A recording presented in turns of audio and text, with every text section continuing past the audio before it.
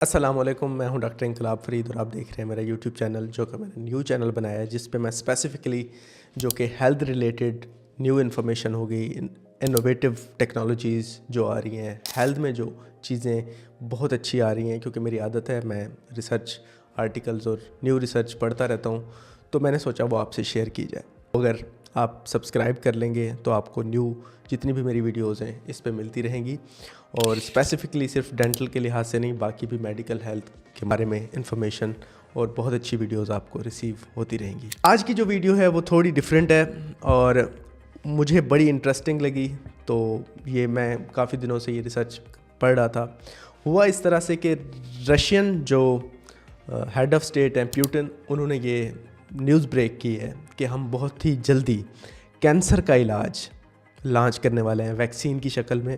और उस वैक्सीन से ना सिर्फ के कैंसर का इलाज होगा बल्कि कैंसर के बचाव के लिए भी वो वैक्सीन, जैसे कोई भी वैक्सीन होती है, बीमारी लगने से पहले वैक्सीन लगवा लेते हैं और जैसे ही वैक्सीन लगती है तो फिर वो बीमारी बंदे को नहीं लगती। तो इसी तरह से जो वैक्सीन है वो सिर्फ एक इंजेक्शन से ना सिर्फ के कैंसर का इलाज बल्कि उसका मुकम्मल तौर पे बचाव मुमकिन हो जाएगा। और वो ट्रायल में आ चुकी है और अर्ली 2025 मतलब अगले साल में ही वो वर्ल्ड वाइड अवेल करने का उन्होंने दावा किया है, जो कि एक बहुत बड़ी न्यूज़ है।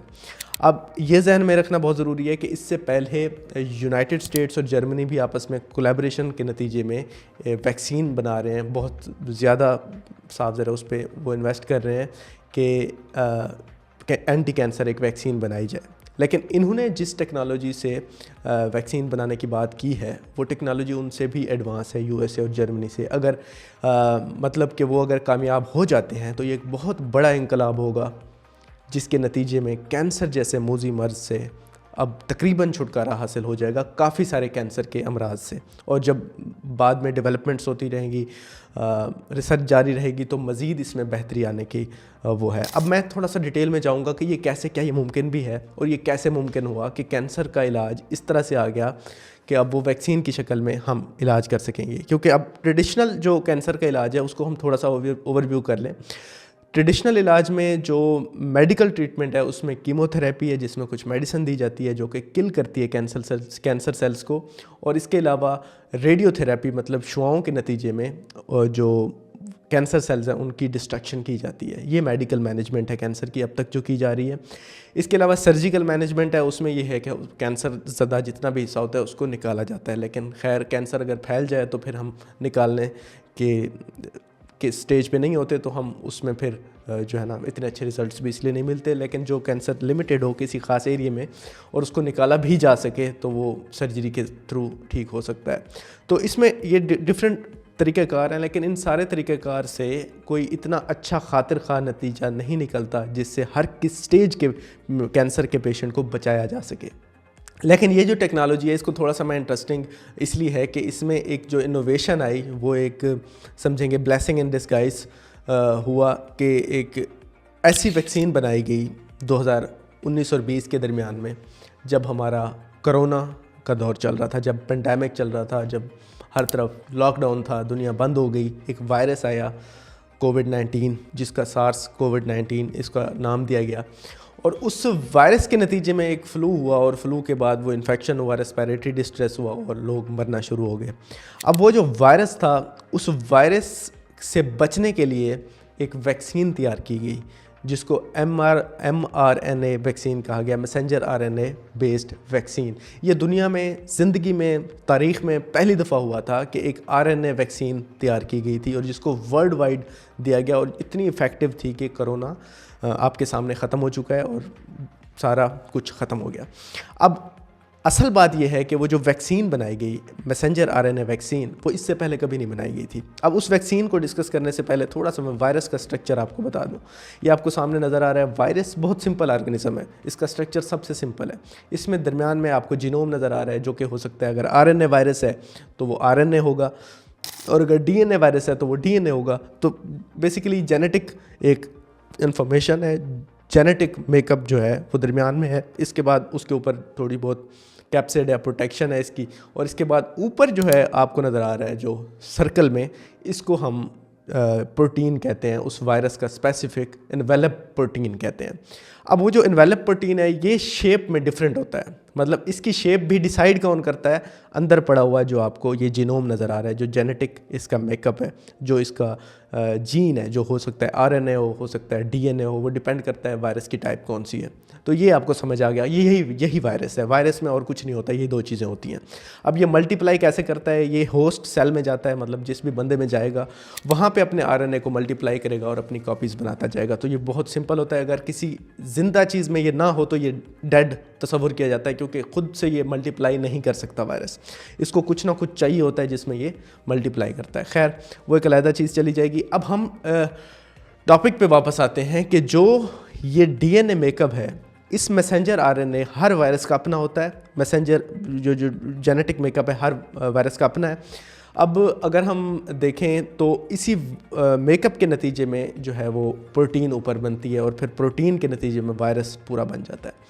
अब हुआ ये कि इससे पहले जो वैक्सीन तैयार की जाती थी, जैसे कि पोलियो की वैक्सीन है या बाकी सारी वैक्सीन जितनी भी बनी हुई हैं, वो वैक्सीन्स बनती थी कि इनएक्टिवेटेड वायरस या बैक्टीरिया, इनएक्टिवेटेड फॉर्म में वायरसेस या बैक्टीरिया जो है ना कल्चर किए जाते थे, जो कि इतने इनएक्टिव होते थे जो कि इन्फेक्शन काज नहीं कर सकते थे जिस्म में जाके, लेकिन जिस्म में जैसे ही इंजेक्ट किए जाते थे वैक्सीन की शक्ल में, तो वो जिस्म में एक इम्यून रिस्पॉन्स को ट्रिगर करते थे, तो जिसके नतीजे में बॉडी उनके लिए एंटीबॉडीज़ बनाती थी जो स्पेसिफिक उसी ख़ास किस्म के वायरस या बैक्टीरिया को अटैच करती थी और उसको डिस्ट्रक्शन उसकी कर देती थी। तो इसको टी सेल इम्यूनिटी कहते हैं, इसको मेमोरी सेल्स भी कहते हैं, कि जो इम्यून सिस्टम बनाती है किसी भी थ्रेट के नतीजे में उससे बचने के लिए। और एक दफ़ा जब एक्सपोजर हो जाता है तो फिर वो बॉडी में हमेशा से एंटीबॉडीज़ रहती हैं, तैयार रहती हैं, तो फिर से वो इन्फेक्शन नहीं हो सकता क्योंकि वो बॉडी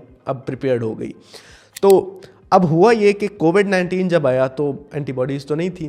अब जितनी देर में एंटीबॉडीज़ बॉडी बनाएगी तो उतनी देर में बंदा जो है वो उसका इन्फेक्शन का शिकार हो जाएगा। तो बड़ा मुश्किल होता था कि बंदा वापस आए। लेकिन अगर कोई उस इन्फेक्टेड स्टेट में एंटीबॉडीज़ बना लिया, बंदा सेहतमंद रहा, तो वो बच भी जाता था कोविड-19 से। जैसे कि मुझे भी हुआ था ये इन्फेक्शन, तो मैं बच गया।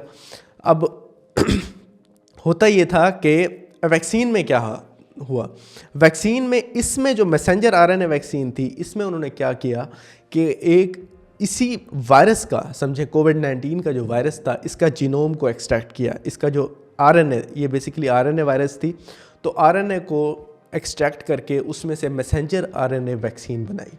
अब मैसेंजर आरएनए ये है कि उसका एनवेलप प्रोटीन निकाल लें और उसी तरह का एक आरएनए बनाएं, बिल्कुल उसी कॉपी जो कि कोविड-19 वायरस को जो कि वो कर रही थी, तो उसी वायरस की कॉपी एक जेनेटिक मेकअप बनाया जाए और फिर उसको इंजेक्ट किया जाए बॉडी में। अब होगा ये कि उस जेनेटिक मेकअप के अंदर एक सलाहियत है कि वो ट्रांसलेट करके प्रोटीन बना सकती है। अब वो प्रोटीन भी उसी तरह की बनेगी जो कि जिस तरह का वो जेनेटिक मेकअप है।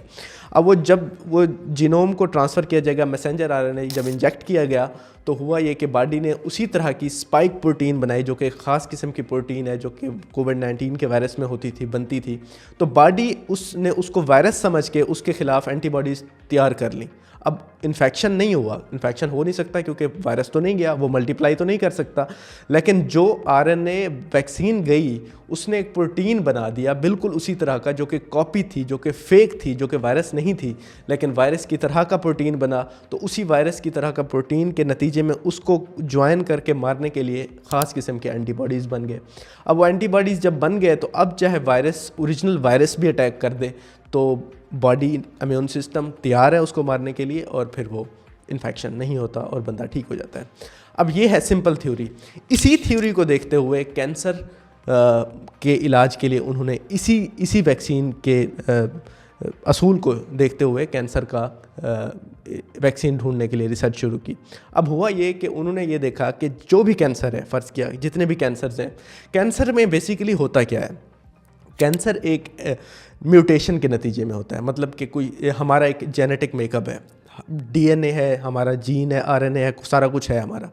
तो वो क्या करता है, एक वो इन्फॉर्मेशन होता है जिसके नतीजे में सेलुलर डिवीजन हो रही है हमारी, मतलब 1 से 2, 2 से 3 सेल्स बन रहे हैं हमारी बॉडी के अंदर। कैंसर ये होता है कि उस सेल की जो इन्फॉर्मेशन है वो म्यूटेशन के नतीजे में गलत पैदा हो जाए, वो जो जेनेटिक मेकअप है उसमें एक म्यूटेशन आए और वो जो जेनेटिक मेकअप है हमारा वो तब्दील हो जाए किसी ख़ास सेल का।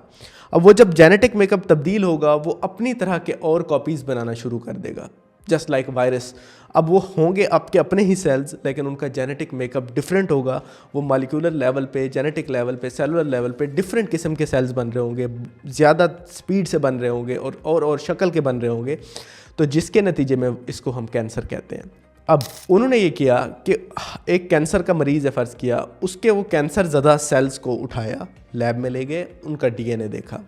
अब डीएनए के अंदर जो तब्दीली आ चुकी थी, वो तब्दील शुदा जो डीएनए था उसकी कॉपी बनाई और उसी कॉपी को इंजेक्ट कर दिया उस बंदे के अंदर जिसको वो कैंसर था।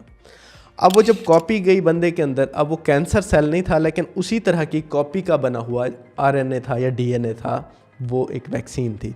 जब वो अंदर गई तो उसी डीएनए या आरएनए ने बिल्कुल वैसा सेल बनाया, वैसा जैसे वो बन रहा था, प्रोटीन बनाई वैसी उसको कवर करने के लिए।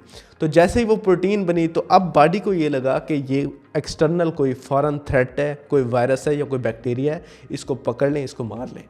अब हमारी जो बॉडी है उसके ख़िलाफ़ एंटीबॉडीज़ बनाना शुरू कर देगी। अब जैसे ही एंटीबॉडीज़ बनाना शुरू कर देगी, वो सिर्फ उसको किल नहीं करेंगी जिनको मतलब है कि हमने इंजेक्ट किया, मतलब वैक्सीन। वो जो ओरिजिनल बॉडी के अपने सेल्स हैं जो कैंसर से कन्वर्ट होकर ख़राब हो चुके हैं, वो उनको भी मारना शुरू कर देगी। टारगेट सेल डेथ होगी, मतलब जिस सेल को हम चाहते हैं कि वो मरे, वही सेल मरना शुरू हो जाएगा। और इसके नतीजे में ये वैक्सीन अभी तक रिसर्च में ट्रायल 1, ट्रायल 2 में जा चुकी है और काफ़ी अच्छे रिजल्ट्स मिल रहे हैं। मतलब हेड एंड नेक कैंसर के केसेस में उन्होंने पहले 10 पेशेंट्स लिए, जिनमें से 2 पेशेंट बिल्कुल रिकवर कर गए, 5 पेशेंट्स 50% रिकवर कर चुके, मतलब 7 पेशेंट्स में रिकवरी देखी गई, जिनमें 2 जो पेशेंट्स हैं वो बिल्कुल मुकम्मल तौर पे रिकवर कर गए। और जो हेड एंड नेक का कैंसर है ये बहुत डेंजरस होता है, इसमें इतने अच्छे रिजल्ट्स आते भी नहीं हैं। लेकिन melanoma, non small cell lung cancer हो गया और इसके अलावा कुछ जीआईटी के कैंसर्स हो गए, इनमें बहुत अच्छे रिजल्ट्स मिल रहे हैं। तो उनका यह है कि पहली स्टेज में हम मेलानोमा और जीआईटी के कैंसर और कुछ इस तरह के non small cell lung cancer में हम पहले इसको यूज़ किया जाए और इसके इफ़ेक्ट्स को देखा जाए। तो लग ऐसे रहा है कि इसकी जो रिज़ल्ट्स हैं वो बड़े प्रॉमिसिंग हैं। और एक चीज़ और जो बहुत अहम है वो ये है कि जो रशिया के पास टेक्नोलॉजी है वो इसमें इंटरेस्टिंगली एआई को इन्वॉल्व कर रहे हैं। वैसे तो वो भी कर रहे हैं, लेकिन एआई की वजह से वो बड़ा पर्सनलाइज्ड वैक्सीन बना रहे हैं। फ़र्ज़ किया मतलब वो हर बंदे के लिए डिफरेंट वैक्सीन, ये नहीं कि हर किस्म के कैंसर के लिए एक वैक्सीन, ऐसा नहीं, क्योंकि हर किस्म के कैंसर में, हर बंदे के अंदर कैंसर में डिफरेंट किस्म की म्यूटेशन होती है, तो डिफरेंट किस्म की डीएनए के नतीजे में डिफरेंट सेल्स बनते हैं। तो इसलिए वो बिल्कुल स्पेसिफिक हर बंदे का डीएनए लेके उसके अंदर जो चेंजेस हैं वो हर बंदे की वैक्सीन 6 हफ्ते के अंदर, मतलब 6 हफ्ते उन्हें अगर आप मिल जाएं तो वो 6 हफ्ते में वैक्सीन बना के देंगे जो कि सिर्फ ख़ास उसी बंदे में उसी ख़ास किस्म कैंसर के लिए होगी और जिसके नतीजे में वो बंदा ठीक हो जाएगा।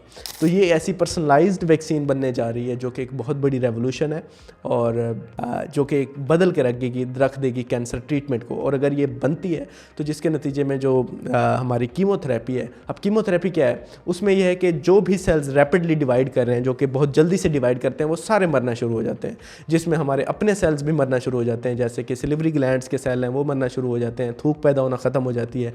इस तरह बाल जैसे हमारे ग्रो कर रहे हैं तो बाल हमारे झड़ना शुरू हो जाते हैं, इसलिए और भी काफ़ी सारे नुकसान आते हैं। इसी तरह से रेडियोथेरेपी जो है उसके नतीजे में भी सारे डिस्ट्रक्शन की तरफ जाते हैं, चाहे जितनी भी टारगेटेड की जाए, लेकिन उसके बावजूद भी काफ़ी सारे जो आपके बॉडी के सही वाले सेल्स हैं वो भी मरना शुरू हो जाते हैं और उसके नतीजे में इतनी इफेक्टिव उसकी वो रिकवरी भी नहीं है। रिलैप्स का चांसेस बहुत ज़्यादा होते हैं फिर कीमोथेरेपी और रेडियोथेरेपी में, कि रिलैप्स कहते हैं कि दोबारा से कैंसर आ जाता है एक दफ़ा ठीक होने के बाद।